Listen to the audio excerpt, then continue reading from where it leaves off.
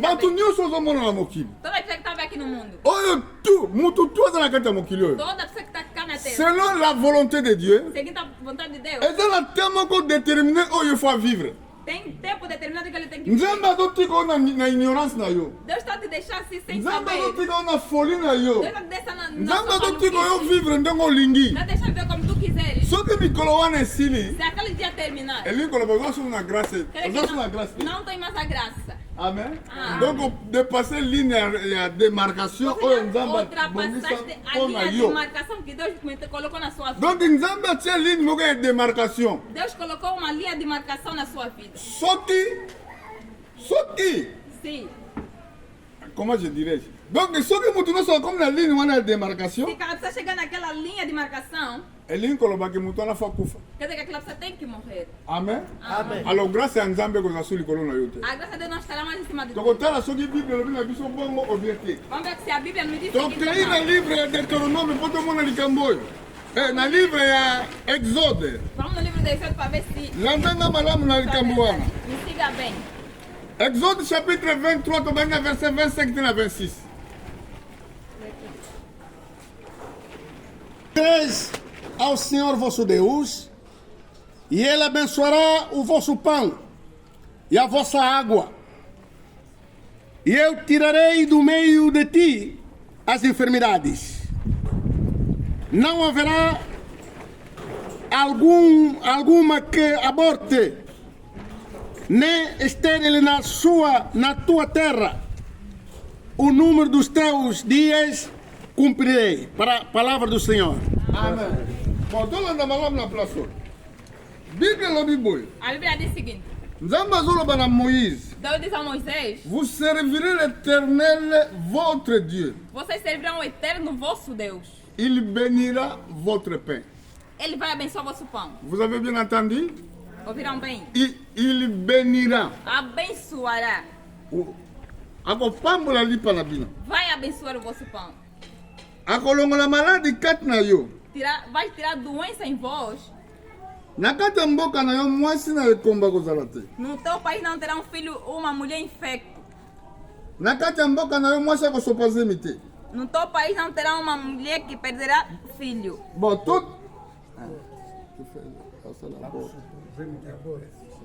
Sim. Alléluia. Ah. Bon, yoka lisusu likambo alobi wana.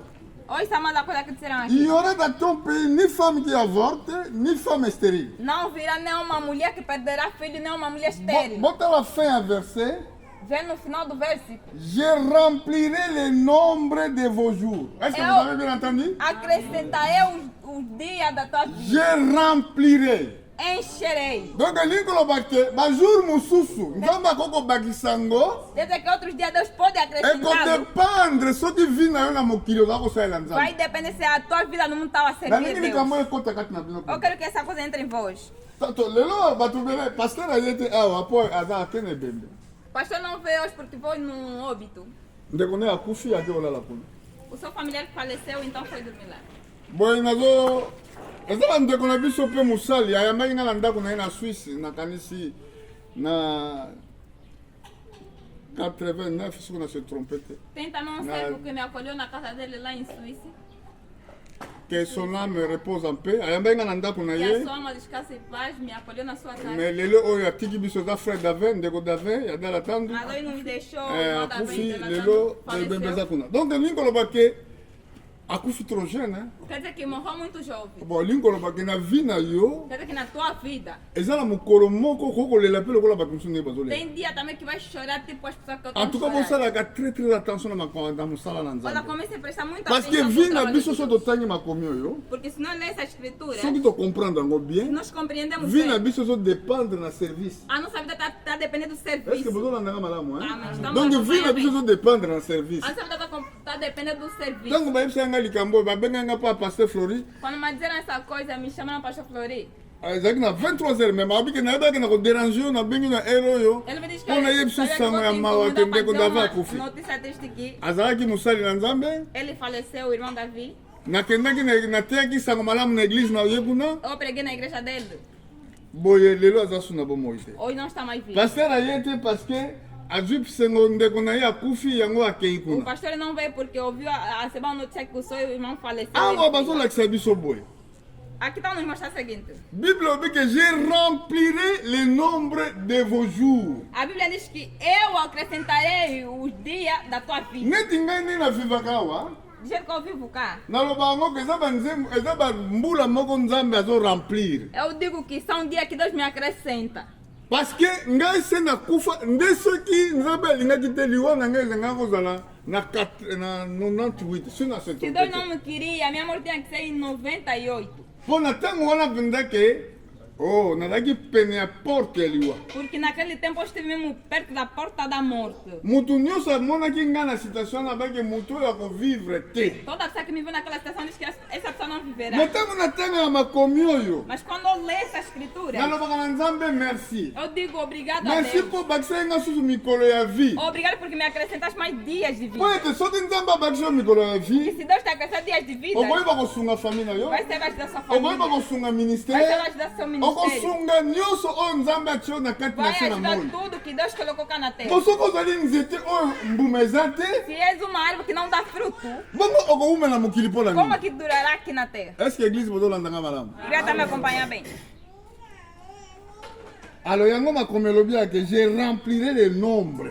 Aqui a escritura diz que eu acrescentarei os dias. elingi kobala mikolo na biso devant Dieu ezalaka incomplet. Quer dizer que os nossos dias seguintes em frente de Deus não são Parce que- não é completo. makomi mosusu elobi ke mutu faut vivre minimum 70 ans. Porque a Minimum. escritura diz que a pessoa tem que viver pelo menos 70 anos. Minimum wana bible ezolobi. Pelo menos, Minimamente. minimamente, ezali 70 ans na français bafrançais. é 70 anos. Mais soki okomi mwa makasi Mas se tu se tornar mais um pouco mais forte, okoki kokende ntina 80 ans. pode chegar em 90. Alléluia. Ah. Ngai natambolaka na 80, profession 80, pasteur. 80. Ngai natambolaka nango. Amen. Amém. Ngai nde nazali awa. Do jeito que eu tô aqui. Na minimum etikali yango kaka 10 ans. Talvez em mínimo. Na Não só mi- na apenas. minimum mpona kovivre. E mínimo para mim viver. natikaka na 10 ans. Só tenho 10 anos. Amen. Amém. Donc na 10 ans soki ekoki soki nakufi ya na 10 ans seke na minimum wana ekoki nzambe azwi ngai Esse 10 na anos só morrer vai ser que em mínimo Deus me tomou. toyebi nanu te soki tokokontinue kokuta na lobi. Não sabemos se vamos continuar a se encontrar Po amanhã. nzambe adetermina minimum eza 70 ans. Porque Deus determinou o mínimo é 70 anos. Me mpona kotomboka ya bato Mas por causa de rebelião das pessoas, yango mikolo na biso ekomi ntina niveau wana. é por isso que os nossos dias estão retranchados até nesse ponto. Na ntango ya kala ezalaki meme jusqu'à 120 ans. No tempo antigo era até 120 anos. Mais lelo 120 ans eza impossible, eza difficile malgré Mas bato hoje bazali. 120 anos está a ser difícil mesmo que as pessoas ainda estão a viver. ezali mpasi kokóma ntina badate wana mpona Vai ser nini? muito difícil chegar até naquela data, por quê? mpona désobéissance ya moto. Através da desobediência do homem. natangi na livre ya enoke Eu vi no livro de Enoque. oyoka ndeko na ngai na livre natangaki wana Oi, esse é meu irmão, livro que eu li. nzambe azoloba ke biloko nyonso oyo asali na sama oyo etosaka ye Deus disse que tudo que ele criou cada terra lhe obedece. sauf moto azali rebelle liboso ya nzambe Só apenas o homem que é rebelde em frente de Deus. yango moto akosubir véritable jugement. Por isso que o homem vai subir um verdadeiro julgamento. eloko nyonso oyo eza na mokili nzambe asali erespectaka ye. Tudo que Deus cá na terra criou, ele respeita. océan O mar, aza na balimite oyo akokoleka te. ele tem um limite que não pode transbordar. nzete meme oyo tozomona oyo ya manga A